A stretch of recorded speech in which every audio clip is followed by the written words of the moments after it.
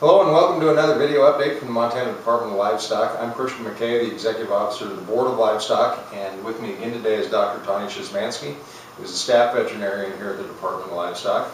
And we're talking today about the Montana case of EHV1 that was reported 2 weeks ago now. 2 weeks ago. A positive case in Gallatin County. And Dr. Shizmansky, tell us what the current state is of that case. Sure. This was a horse that had been in Ogden actually almost a month and a half ago, that had come home. They had been doing some monitoring of it, and kind of late in the game he threw us a curveball and came up with a positive test result. So we've reevaluated how we've been handling the case. Over the last 2 weeks since we got the results of the positive, the barn has been gone back under quarantine. This time it was a state-imposed quarantine.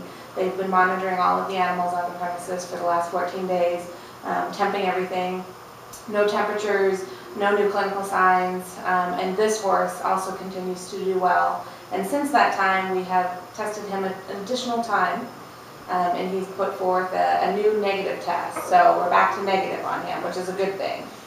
This horse never did display any clinical signs of the disease, is that right? He did not, no. He did not since the time that we first found out about the risk of EHV after the trip to Ogden, which was about 7 days after they departed the Ogden event. This horse has been clinically healthy the entire time. No fever, no runny nose, certainly no signs of any neurologic disease. Good news, both for that barn owner and for people around in that area and around the state. You and I were at a public meeting in Bozeman. Yes. Had some 50-some people there. Mm-hmm. How would you, I guess, characterize the nature of that meeting, the mood of the people that were there? Absolutely. I think, you know, we talked a lot about the disease, we talked a lot about this particular case, kind of the different timelines and how we were managing it.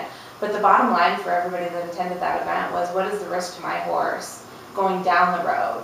Now that we've identified a horse that has a positive test, what is the risk now, and what is the risk when the quarantine is released, which is today? And what is that risk? What does this mean for area barns and horse owners in that area? I think the best way to sum it up is business as usual. Anytime you take horses to an event, whether it's a rodeo, an event, you know, a local roping, there's going to be an inherent risk in that when you're bringing animals together from multiple different sources. But with this, you know, the end of this quarantine period, the negative test on this horse, he's really like any other animal in the population at this point in time.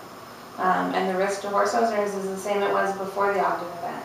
Would that extend to the rest of the state as well, business as usual? Absolutely, absolutely. Okay. And here in our office, we've certainly seen an increase in the number of permits that are called for on a daily basis, which is telling us that horses are starting to move again and people are starting to get back into the regular rhythm. That's good news as we go into the summer here. It is. Nationally, what's happening with this outbreak that's occurred across the western U.S.?